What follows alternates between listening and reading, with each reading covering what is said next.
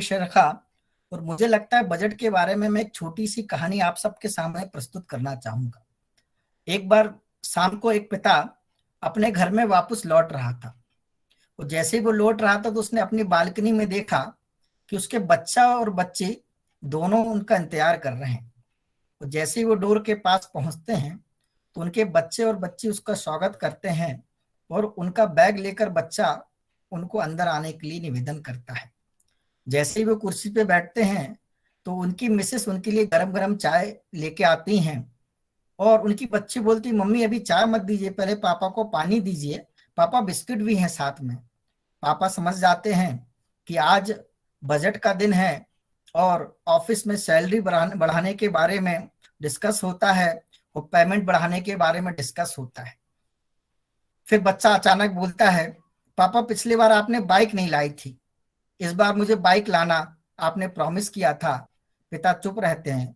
बच्ची बोलती, नहीं पापा, भैया की बाइक नहीं, आप मुझे स्कूटी लाइएगा, मैं और मम्मी बाजार जा सकते हैं, मैं कॉलेज भी जा सकते हैं। पापा कुछ नहीं बोलते, पापा चुप रहते हैं। फिर उनकी मिसेस बोलती है, अरे आपने पिछली वर्ष भी फ्रिज का बोला था, तो अपना फ्रिज खराब हो चुका है, फ्रिज जरूरी है, फ्रिज लाना है। पापा कुछ नहीं बोलते हैं, चुप रहते हैं। फिर सभी आपस में बहस करने लगते हैं कि मुझे ये चाहिए, मुझे ये चाहिए। तो उनकी माताजी बोलती कि नहीं, सबको सब कुछ मिल जाएगा। पिताजी भी बोलते हैं कि सब लोग इतने खुश हैं। वो सबको बोलते हैं, हाँ चिंता मत करो, सबका इस वर्ष सब कुछ आने वाला है, अब मैं थक गया हूं, मैं जाकर सोना चाहूंगा। वो पिता सोने चले जाते हैं। अचानक वो पीछे मुड़ के देखते हैं तो बच्चे खुश होते हैं। बच्चा बोलते हैं, पिताजी ने मेरे को प्रॉमिस कर लिया है, इस बार मेरी बाइक आ जाएगी। बच्ची बोलती कि पिताजी ने मेरे को प्रॉमिस कर लिया है, इस बार स्कूटी आ जाएगी। और उनकी मिसेस बोलती, माँ देखो इस बार अपना नया फ्रिज आ जाएगा। पिता जाके सो जाता है। रात भर उनको नींद नहीं आती है और मिसेस उससे पूछती है, क्या बात है, क्यों नहीं सो रहे हो? तो वो बोलते हैं कि मैं तुम्हें क्या बताऊं, मेरी सैलरी भी नहीं बढ़ी है, वो पिछले 3 महीने की सैलरी भी नहीं मिली है, और बॉस ने बोल दिया है कि अब आपकी सैलरी में कटौती होगी। यही हमारी बजट की स्थिति होती है मित्रों। बजट को समझना बहुत मुश्किल है। मैं इंडियन इकोनॉमिक एसोसिएशन की ओर से मैं तो अगली बार मैं आगामी बजट नहीं, पिछले बजट पे भी डिस्कस कराऊंगा, क्योंकि बजट कैसा है मैं आपको बताना चाहूंगा। एक शोरूम गया और एक शोरूम का मालिक चिल्ला चिल्ला कर बोलता है कि आइए 3 शर्ट, एक शर्ट के साथ 3 शर्ट फ्री लीजिए, आइए एक शर्ट के साथ 3 शर्ट फ्री लीजिए। और जब मैं जैसे ही जाता हूँ उस दुकान में शर्ट खरीदने को, मैं तो खुश हो गया कि भाई एक शर्ट के साथ 3 शर्ट मिल रही है। और जब मैं उनसे रेट पूछता हूँ तो 900 रुपए की एक शर्ट बताते हैं। एक्चुअल में वो 300 रुपए की एक शर्ट होती है, वो 900 रुपए की एक शर्ट बताते हैं। ठीक ही ऐसा हमारा बजट है, इसको समझने की आवश्यकता है। हम सब जानते हैं सरकार के पास अपना पैसा इकट्ठा करने के अनेक जरिया है, जिसको हम टैक्स और रेवेन्यू कहते हैं, और खर्च करने का एक बजट होता है। भारत के लिए बजट के दिन को सुधार घोषणा दिवस भी कहना बेहतर हो सकता है। साल का कोई भी एक दिन अर्थव्यवस्था या 140 करोड़ लोगों की जिंदगी पर असर डालने वाला नहीं होना चाहिए, और वित्तीय खर्च अनुमानित होना चाहिए। व्यापक पूंजी खर्च, निजीकरण और कल्याणकारी कार्यक्रम पहले की तरह जारी रहना चाहिए। पर्यटन और ट्रांसपोर्ट उद्योग पर जीएसटी कम करने से उस अति आवश्यक गति मिल सकती है। यह गति राजस्व के घाटे को पूरा भी कर देगी। न्यूनतम वेतन के साथ श्रमिकों को वीक ऑफ मिले, मुझे ऐसी आशा है। हर नीति को पूंजीवाद पर आधारित होना जरूरी नहीं है। प्राइवेटाइजेशन, एफडीआई, इन पर अगर हमारे देश की सरकार निर्भर हो जाएगी और भारत आधारित नीति नहीं बनाएगी तो मुझे लगता है यह भी ठीक नहीं है। अब समय आ गया है कि भारत में श्रमिकों के लिए न्यूनतम वेतन तय होना चाहिए। एक व्यक्ति एक दिन में 1 करोड़ कमा लेता है, 1 लाख कमा लेता है, और एक व्यक्ति को 100 रुपए दिन की भी आय नहीं हो रही है। मुझे लगता है कि भारत जैसे देश में ठीक नहीं है। कृषि कानून वापस ले लिया गया है। धन्यवाद। बहुत हद तक संभव है कि बजट में कुछ ऐसा होगा जो किसानों को फिर से खुश कर सकेगा। आने वाले चुनाव को देखते हुए इनमें एक पूरी तरह से सुधारवादी गति उन्मूलक बजट होगा, और नंबरों पर नजर रखनी होगी हम सबको। क्योंकि नंबर बहुत जरूरी है। और जो जो जो जो चुनाव चल रहे हैं, चाहे वो उत्तर प्रदेश का चुनाव हो, चाहे पंजाब का चुनाव हो, कहीं ना कहीं इन क्षेत्रों को भी लाभ देने वाला, घोषणा करने वाला मुझे लगता है ये बजट हो सकता है। अगर हम पिछले 2 सालों में महामारी के कारण हम सब परेशान हुए हैं, पूरा देश परेशान हुआ, पूरा विश्व परेशान हुआ है, पर मध्य वर्ग को कोई लाभ नहीं मिला। अगर आप देखें, और सबसे ज्यादा परेशान मध्य वर्ग हुआ था। गरीबों को नगद स्थानांतरण और मुफ्त अनाज के जरिए कुछ राहत मिली थी, जो कि जरूरी भी थी, बहुत जरूरी है, क्योंकि उनके पास रोजगार नहीं था, खाने का 2 समय का भोजन नहीं था। उस सरकार ने उनको निःशुल्क राशन दिया है, पर मध्यवर्गीय परिवारों को अब तक कुछ खास नहीं दिया गया है। लगातार पिछले 2 सालों से महंगाई बढ़ने के बावजूद टैक्स दर बढ़ रही है। एसएमई में काम कर रहे कई लोग अपनी नौकरी गंवाए चुके हैं। जो स्मॉल स्केल इंडस्ट्रीज है, रोजगार बंद हो चुके हैं, उद्योग पिछले 2 वर्ष में बंद हो चुके हैं। इसलिए रिटेल, मॉल, मनोरंजन, होटल, यात्रा आदि जैसे क्षेत्रों में भी रोजगार कम हुए हैं। इसलिए इन क्षेत्रों की मांगों पर नजर डाली जा सकती है। निसंदेह सरकार बजट में सबको संतुष्ट नहीं कर सकती, हो भी नहीं सकता, सरकार के पास इतना रेवेन्यू भी नहीं है। फिर भी अपनी मजबूरी भी है, सरकार की मजबूरी भी है, पर थोड़ा राहत से भी बहुत मदद मिल सकती है। इसलिए सरकार को कृषि सेक्टर को, गरीब को, किसान को, स्मॉल स्केल इंडस्ट्रीज को मदद करने की आवश्यकता है। अब मैं इस बात पर डिस्कस करूंगा कि भारत में जनसंख्या ज्यादा है, और भारत के हर हाथ को काम देने की आवश्यकता है। लेकिन जिस तेजी से टेक्नोलॉजी भारत के अंदर आ रही है, ये आने वाले वर्ष में रोजगार छीनने वाली होगी। आप देखिए, टेक्नोलॉजी के कारण लोगों के रोजगार जा रहे हैं, और उसका बहुत अच्छा एग्जाम्पल देखिए। अब ऑनलाइन क्लासेस के माध्यम से एक व्यक्ति कई कॉलेज में क्लासेस ले रहा है, कितनों का रोजगार खत्म हो रहा है। ऑनलाइन ट्रेडिंग हो रही है, सीधे कंपनी माल व्यक्ति तक पहुंचा रहा है, जो मिडिल मैन कहते हैं, जिसके कारण महंगाई बढ़ रही। लोग कहते हैं अरे मिडिल मैन कौन है? मिडिल मैन का खुद का परिवार है, मिडिल मैन के अपने बच्चे हैं, क्या वो ना पाले उनको? ये जिनको एजेंट कहा जा रहा है। इसलिए सरकार को जो ये डिजिटल मार्केटिंग हो रही है, डायरेक्ट मार्केटिंग हो रही है, इस बात में थोड़ा रोक लगाने की आवश्यकता है कि हर व्यक्ति की दुकान तो चले। एक व्यक्ति 10 लाख का माल लेकर एक दुकान कंप्यूटर की चला रहा है, लेकिन डायरेक्ट मार्केटिंग के कारण लोग डायरेक्ट टेक्नोलॉजी के कारण कंप्यूटर खरीद रहे हैं, उसके घर तक पहुंच रहा है, तो दुकानें बंद हो रही हैं। सरकार को इस ओर ध्यान देने की आवश्यकता है। फॉरेन डायरेक्ट इन्वेस्टमेंट आ रहा है एक तरफ, विदेशी कंपनी भारत में प्रवेश करके आत्मनिर्भर भारत के जो छोटे छोटे उद्योग हैं, जिन्होंने अभी चलना ही नहीं सीखा है, जो अपना लोन ही नहीं चुका पा रहे हैं, उनको सुरक्षा प्रदान करने की जवाबदारी सरकार की है। तो किस सेक्टर में फॉरेन डायरेक्ट इन्वेस्टमेंट आना चाहिए, ये सरकार को चिंता करने की आवश्यकता है। अगर खुदरा क्षेत्र में अगर फॉरेन डायरेक्ट इन्वेस्टमेंट आ जाएगा, बड़ी बड़ी कंपनियां आ जाएंगी जो किराने की दुकान लगाएंगी, चाहे वो रिलायंस हो, चाहे वो वॉलमार्ट हो, जो छोटे छोटे किराने वालों का क्या स्थिति होने वाली है, इस बात की हमको चिंता करनी पड़ेगी। इसलिए छोटे उद्योग, आत्मनिर्भर भारत तो बनाइए, लेकिन उनकी सुरक्षा कैसे होगी, उनको फाइनेंशियल सपोर्ट कैसे प्रोवाइड होगा, इस बात की चिंता सरकार को बजट में करने की आवश्यकता है। निश्चित रूप से कई अतिथियों ने, कई गेस्ट ने बजट में पीएमवाई की बात की, मनरेगा की बात की। मनरेगा ने ग्रामीण अर्थव्यवस्था को बहुत बड़ी मजबूती दी है, केवल लोगों को रोजगार ही नहीं दिया है, वहां एसेट्स क्रिएट हुए हैं, मकान बने हैं, सड़क बने हैं, तालाब बने हैं, और तालाब के कारण से एग्रीकल्चर का भी डेवलपमेंट हुआ है, पलायन भी रुका है।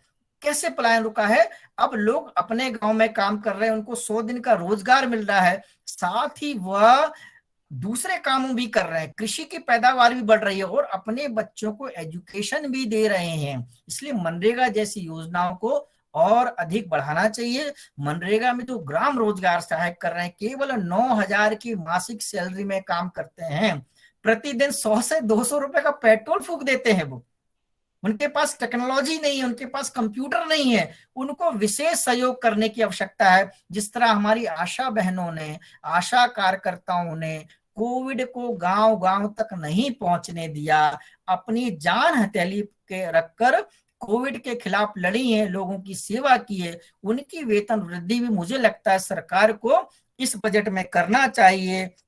सिक्योरिटी ऑफ जॉब की आवश्यकता है। आज भी आप देखिए जो परिवार चल रहे हैं, पिता की पेंशन के दम पर पूरा परिवार चल रहा है। आने वाले समय में पेंशन तो अब खत्म हो गई है, धीरे धीरे गवर्नमेंट सेक्टर की जॉब भी खत्म हो रही है। प्राइवेट सेक्टर में क्या स्थिति है हमने कोविड में देख चुके हैं। सरकार को एकदम से प्राइवेट सेक्टर को बढ़ाना नहीं चाहिए, गवर्नमेंट सेक्टर को भी खड़ा रखना चाहिए, और सिक्योरिटी ऑफ जॉब की बहुत आवश्यकता है। इसके साथ पेंशन की भी आवश्यकता है। अगर पेंशन नहीं रहेगी तो परिवार व्यवस्था कैसी चलेगी, इस बात की हमको चिंता करने की आवश्यकता है।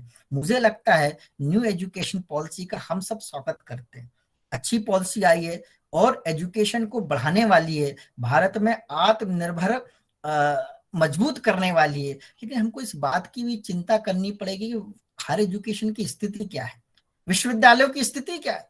अरे विश्वविद्यालयों में टीचर्स नहीं है। पिछले 10 वर्ष में अगर आप ध्यान देंगे तो विश्वविद्यालय में प्रोफेसर्स नहीं है, असिस्टेंट प्रोफेसर नहीं है। तो जहां शिक्षक नहीं होगा, जहां छात्र नहीं होंगे, तो क्या वो विश्वविद्यालय रह पाएंगे? और अगर हम प्राइवेटाइजेशन ही हायर एजुकेशन कर देंगे तो क्या स्थिति होगी? क्या शिक्षा के मंदिर का भी व्यवसायीकरण करना ठीक होगा? जिस तरह हमने हेल्थ सेक्टर का व्यवसायीकरण किया, प्राइवेट सेक्टर को हमने हेल्थ सेक्टर में लाया, कोविड काल में हमने देख लिया उनकी क्या स्थिति थी, किस तरह की मरीजों की सेवा की उन्होंने, अपनी दुकानें बंद कर दी। और जब उन्होंने बाद में दुकान खोली तो एक दिन में 3-3, 4-4 लाखों का बिल बना दिया। इसीलिए मुझे लगता है कि सबसे पहले गवर्नमेंट जो अपने हाथ धीरे धीरे सोशल सेक्टर से, एजुकेशन से, हेल्थ से पीछे कर रही है, ऐसा नहीं करना चाहिए। अभी भी भारत में मिक्स इकोनॉमी की आवश्यकता है। भारत वेलफेयर स्टेट है, भारत को कॉर्पोरेट स्टेट बनाने की आवश्यकता नहीं है। भारत में जन कल्याणकारी योजनाओं की आवश्यकता है। क्यों? क्योंकि अगर भारतीय अर्थव्यवस्था को 2024-25 तक खुद को 5 ट्रिलियन अमेरिकन डॉलर अर्थव्यवस्था में बदलने का जो लक्ष्य रखा गया है तो ऐसे ही पूरा नहीं होने वाला। जैसा हम जानते हैं कि विश्व बैंक के आंकड़ों से स्पष्ट है कि स्तर कीमत पर भारत का सकल घरेलू उत्पाद जीडीपी 2019 में 2.94 ट्रिलियन अमेरिकन डॉलर के बराबर था। बड़े उद्योग, भौगोलिक आकार, मजबूत जनसंख्या स्थिति और हमारी अर्थव्यवस्था बुनियादी बातों पर ध्यान रखते हुए इस लक्ष्य को महत्वाकांक्षी के लिए बेहतरीन स्थिति में है। इस को हासिल करने की दिशा में देश की प्रगति को कोविड-19 महामारी ने क्षति पहुंचाई है। इस परिप्रेक्ष्य में या मुझे लगता है कुछ चुनौती और भारत के कठिन परंतु 5 ट्रिलियन अमेरिकन डॉलर की अर्थव्यवस्था के उद्देश्य को हासिल करने के लिए अपनाए गए बहुआयामी दृष्टिकोण को आकलन करने की आज आवश्यकता है। वर्ष 2022 में पहले से ही मंदी हो रही वैश्विक अर्थव्यवस्था को वैश्विक महामारी से एक और झटका लगा है। महामारी और उसके परिणाम स्वरूप लगने वाले कई लॉकडाउन के दौर से आर्थिक विकास बाधित हुआ है। साथ ही यह लोगों के स्वास्थ्य पर प्रतिकूल प्रभाव डालने के अलावा नकारात्मक सामाजिक और मनोवैज्ञानिक प्रभावों के कारण भी है। महामारी ने लगभग पूरी दुनिया को शिकंजे में लिया, जिसके परिणाम स्वरूप आर्थिक मंदी का दौर व्याप्त हुआ, यानी उत्पादन में गिरावट आई है, आर्थिक गतिविधियों में भारी कमी हुई है और बेरोजगारी में बढ़ोतरी के साथ साथ तेजी से घटता व्यापार देखा गया है।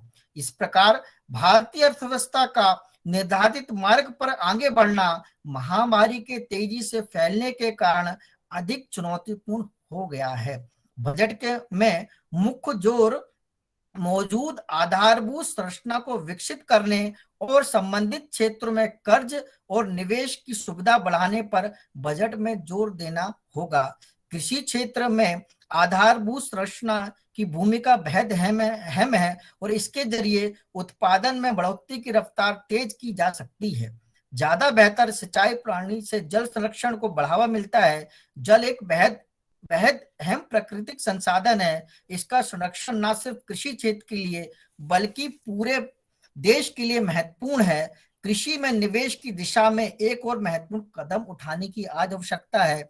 किसानों की आय दुगनी करने के अभियान में विविधीकरण का फॉर्मूला काफी अहम है। उत्पादन क्लस्टर और एफपीओ को मजबूत बनाने, उन्हें कृषि बाजार से जोड़ने, फसलों का नुकसान कम करने के लिए कटाई के बाद कृषि आधारित संरचना में निवेश और करने की आवश्यकता है। स्टार्टअप, उद्यमिता और बैंकिंग को मजबूत बनाने के लिए बजट में उपाय इस दिशा में अग्रसर कदम होगा।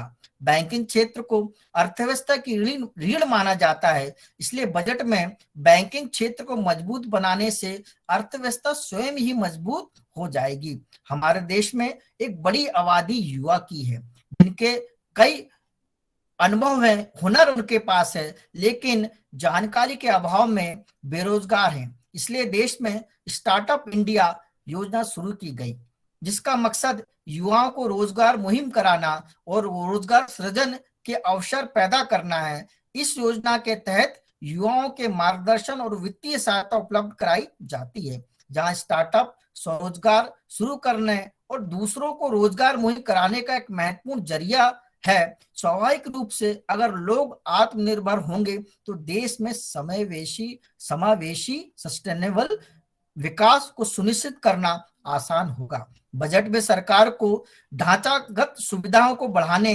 कृषि क्षेत्र एवं स्वास्थ्य सेवाओं को मजबूत करने एवं वित्तीय क्षेत्र को मजबूत बनाने के लिए अनेक प्रावधान करने की आवश्यकता है। स्वास्थ्य, कृषि एवं संबंध क्षेत्रों में आदि में उद्यमिता के विकास की संभावना बढ़ी है, क्योंकि इन्हीं क्षेत्रों में उद्यमी एवं नए कारोबार शुरू करके अपना जीवन यापन भी कर सकते हैं और आर्थिक रूप से आत्मनिर्भर बन सकते हैं, साथ ही दूसरों को रोजगार मुहैया करा सकते हैं।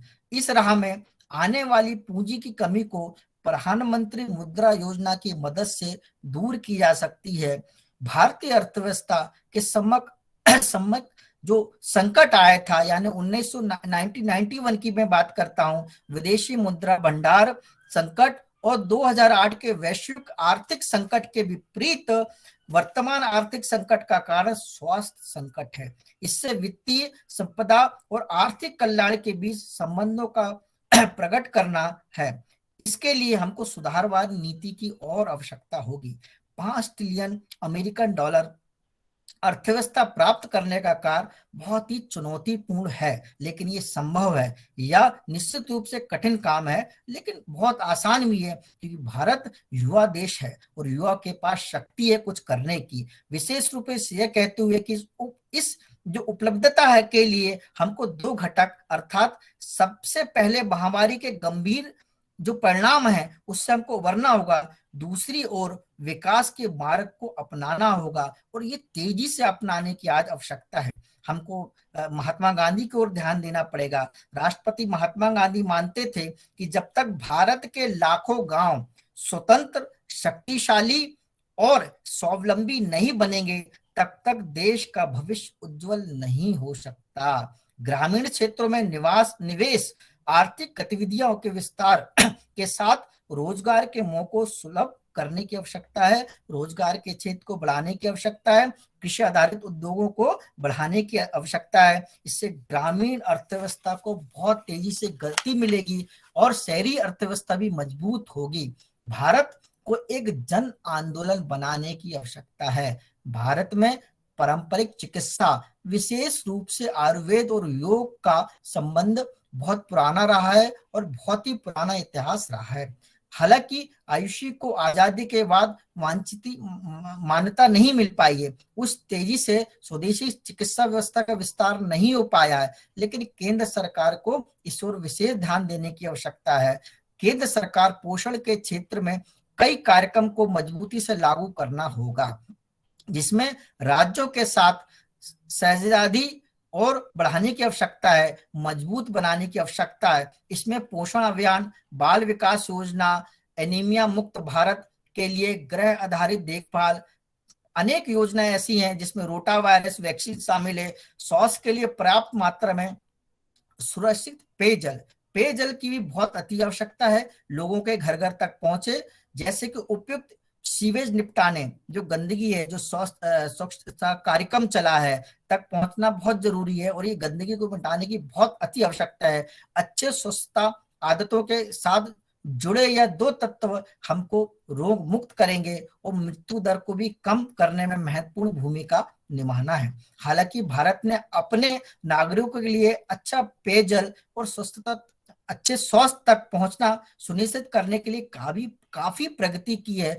और फिर भी यह चुनौतीपूर्ण अभी भी बना हुआ है। स्वास्थ्य क्षेत्र में पिछले कुछ वर्षों में भारत सरकार के एजेंडा में एक प्रमुख स्थान हासिल किया है, और ये बहुत तेजी से बढ़ भी रहा है, जिसमें सुधार और पहलों की एक बहुत ही लंबी श्रृंखला हमारे सामने है। यह ध्यान रखना महत्वपूर्ण है कि हालांकि केंद्रीय बजट एक महत्वपूर्ण साधन है, फिर भी कार्रवाई का एक बड़ा भाग यानी स्वास्थ्य क्षेत्र पर खर्च और वृद्धि करने की जिम्मेदारी सेंटर के साथ साथ स्टेट गवर्नमेंट की भी, अर्थात जो हेल्थ सेक्टर है इसके लिए स्टेट गवर्नमेंट को भी बहुत तेजी से आगे आने होगा, क्योंकि कोरोना महामारी के कारण भारतीय अर्थव्यवस्था को जो बजट में संजीवनी की जरूरत है वो मुझे लगता है इस बजट में देने की आवश्यकता है, ताकि वह कोरोना के कारण नकारात्मक प्रभाव से जल्द उबर सके। कोरोना महामारी ने भारतीय अर्थव्यवस्था को तहस नहस कर दिया था। सबसे ज्यादा प्रतिकूल प्रभाव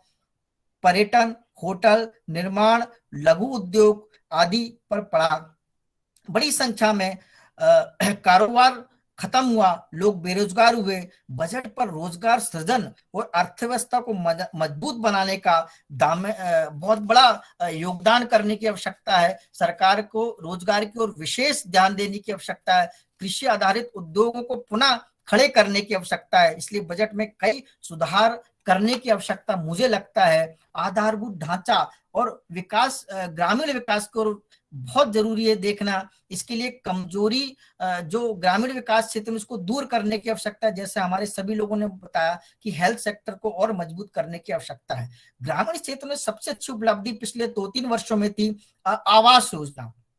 संसद में राष्ट्रपति जी ने अपने अभिभाषण में गरीब ग्रामीण परिवारों के लिए बनाए गए 2 करोड़ घरों का उल्लेख करते हुए कहा कि 2022 तक हर गरीब को पक्का छत देने के लिए प्रधानमंत्री आवास को तेजी से दी जाएगी। इस योजना के तहत 2022 तक 2.95 करोड़ मकान बनाने का लक्ष्य है। वर्ष 2021 इस योजना के लिए 27,500 करोड़ रुपए खर्च आवंटित किए गए थे। मुझे लगता है कि जो गांव में जो आवास बन रहे हैं, तो गरीबों को केवल आवास नहीं बन रहे हैं, लोगों को रोजगार मिल रहा है, और जो मटेरियल उसमें लग रहा है उसके कारण इंडस्ट्रीज भी बढ़ रही हैं। मुझे लगता है इस बार और आवास में और पैसे सरकार को बजट में प्रावधान करने की आवश्यकता है, और महिलाओं की ओर तो विशेष ध्यान देने की आवश्यकता है। नीता मैडम ने जैसा बहुत कुछ उल्लेख कर दिया था, फिर भी मैं कुछ बताना चाहूंगा।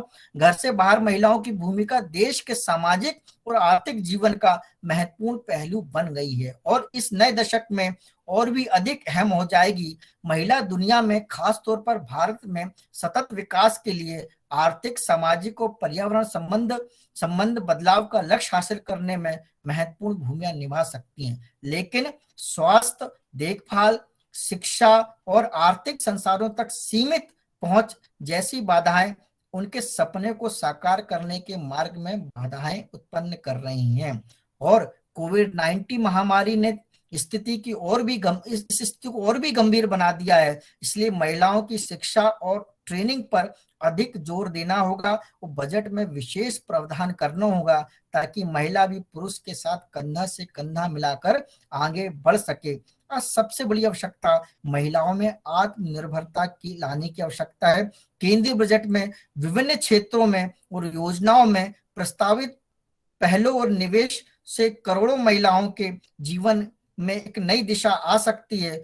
पौष्टिक आहार और स्वास्थ्य देखभाल सुविधाओं को महिलाओं तक आसानी से पहुंचने के दायरे में लाया जा सकता है। उन्हें कौशल संबंधित ट्रेनिंग देने की आवश्यकता है, और अगर कौशल संबंधित उनको ट्रेनिंग दी जाएगी तो वो आत्मनिर्भर भारत को और मजबूत बना सकती हैं। सबसे बड़ी बात, जैसे हमारे पूर्व वक्ता ने कहा था, लोन को और आसान करना होगा, और अतः उन्हें आत्मनिर्भर तथा आर्थिक दृष्टि से अपने पांव पे खड़े करने योग्य बनाया जा सकता है। अगर लोन वो लेंगे, कम इंटरेस्ट पे लोन लेंगे, तो वो अपना व्यवसाय खड़ा कर सकते हैं।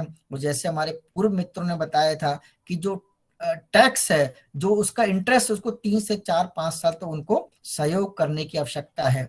नए भारत के अंतर्गत ऐसी अधिकार संपन्न महिलाओं की परिकल्पना है की गई है जो नए अवसर को बेहतरीन फायदा उठाने के लिए उत्सुक है। उन महिलाओं के लिए सेल्फ हेल्प ग्रुप समूह के माध्यम से वो अच्छा काम कर रही हैं, लेकिन सरकार को इन समूह को मजबूती प्रदान करना पड़ेगा, इनके प्रोडक्ट को मार्केट प्रदान करना पड़ेगा। नहीं तो ये वैश्वीकरण के नाम पर जो बड़ी बड़ी इंडस्ट्रीज है, कॉर्पोरेट इंडस्ट्रीज है, इनके समूह को उत्पादन को मार्केट कभी नहीं देंगी। इसलिए हमको इस बात को ध्यान देना पड़ेगा। अभी मैंने एक अमूल दूध की एक एड देखी। अमूल दूध कहता है कि खुला दूध मत लीजिए। अरे खुला दूध कौन है? आप भी तो खुला दूध लेते हो। अगर गरीब गांव का गरीब 2 भैंस लगाकर 10 लीटर दूध बेच के अपना जीवन यापन करता है, तो अमूल को क्या तकलीफ है? ऐसी एड पे सरकार को तुरंत प्रतिबंध लगाना चाहिए। इससे छोटे व्यवसाय को बहुत नुकसान होता है। अर्थव्यवस्था के लिए फिर से मजबूत बनाना, विकास की रफ्तार तेज करना और रोजगार पैदा करना का यह बजट होना चाहिए। वैश्विक स्तर पर कोरोना महामारी की वजह से, सख्त लॉकडाउन की वजह से जो फैसला किया गया था, उससे अर्थव्यवस्था के सभी क्षेत्रों को नुकसान हुआ था। साथ ही वैश्विक और घरेलू आपूर्ति श्रृंखला भी बाधित हुई थी। इसलिए इस मुश्किल दौर में उम्मीद की एक नई किरण मुझे लगता है आने वाला बजट 2022 और 23 है। इसलिए मैं आप सबसे निवेदन करूंगा कि आने वाला बजट युवाओं का बजट हो, आने वाला बजट महिलाओं का बजट हो और आने वाला बजट किसानों का बजट हो। इसी आशा और विश्वास के साथ मैं गवर्नमेंट से निवेदन करूंगा कि ऐसा बजट बनाए कि भारत के अनेक हाथों को काम मिल सके। अगर उनको काम मिलेगा, उनके पास पैसा आएगा, तो वो मार्केट जाएंगे, क्रय करेंगे, विक्रय होगा, उत्पादन बढ़ेगा और भारतीय अर्थव्यवस्था मजबूत होगी। इसी आशाओं और विश्वास के साथ आज के इस बजट के चर्चा पे हमारी जितने भी अतिथि आए, आप सब प्रोफेसर्स, इंडियन इकोनॉमिक एसोसिएशन के मेंबर्स, पुनः आप सबका स्वागत करते हुए मैं आज की इस गोष्ठी को यहाँ समाप्त करूंगा। मैं धन्यवाद देना चाहूंगा डॉक्टर अनिल ठाकुर सर का, मैं धन्यवाद देना चाहूंगा प्रोफेसर बीपी चंद्रमोहन सर का, मैं धन्यवाद देना चाहूंगा डॉक्टर कुमारी मनीषा का, मैं डॉक्टर शरद तिवारी सर का धन्यवाद देना चाहूंगा, मैं डॉक्टर नीता तपन मैडम का धन्यवाद देना चाहूंगा, मैं डॉक्टर उत्सव आनंद जी का धन्यवाद देना चाहूंगा, डॉक्टर CL प्रजापति जी का धन्यवाद देना चाहूंगा, मैं डॉक्टर KS पटेल का धन्यवाद देना चाहूंगा, मैं डॉक्टर विनोद सेन जी का धन्यवाद देना चाहूंगा, मैं डॉक्टर जितेंद्र कुमार यादव जी का धन्यवाद देना चाहूंगा कि उन्होंने इतना अच्छा विषय हम सबके बीच में रखा। मैं रेडियन ग्रुप ऑफ इंस्टीट्यूट को धन्यवाद दूंगा कि सभी विद्यार्थियों ने सुना। जितने भी प्रोफेसर स्कॉलर्स इस सेशन में जुड़े हैं, उन सबका धन्यवाद देना चाहूंगा। और इंडियन इकोनॉमिक एसोसिएशन ऐसे आयोजन करता रहेगा। और आने वाले समय में केवल आगामी बजट की हम चर्चा नहीं करेंगे, पिछले बजट में सरकार ने क्या घोषणा की थी, उसका क्या हुआ, उस पर भी हम चर्चा करेंगे। और अंत में मैं इस ऑर्गेनाइजिंग जो टेक्निकल टीम है हमारी, SRF फाउंडेशन के, SRF पब्लिकेशन के जो CEO हैं मिस्टर ब्रजेश जी को धन्यवाद दूंगा कि उनके टेक्निकल टीम ने बहुत अच्छा काम किया। SRF publication, SRF research foundation के मार्केटिंग एग्जीक्यूटिव मिस्टर महेंद्र को, मिस्टर दुर्गेश जी को भी मैं धन्यवाद दूंगा कि आपने ये बहुत ही अच्छी चर्चा आयोजित की। आपके द्वारा बहुत ही अच्छा टेक्निकल सपोर्ट प्रोवाइड किया। अंततः मैं सभी को धन्यवाद दूंगा कि आप सब 5 बजे से लेकर और अभी तक आप जुड़े हुए हैं। ये बहुत ही बड़ी उपलब्धि है और मुझे लगता है कि जो हमने चर्चा की है उससे एक अच्छा पहलू सामने आएगा और आने वाला बजट इस देश का भारतीय अर्थव्यवस्था को मजबूत बनाने वाला बजट हो, भारत को विश्व में पुनः स्थापित करने वाला बजट हो। इसी आशा और विश्वास के साथ आप सबका पुनः एक बार धन्यवाद। जय हिंद, जय भारत।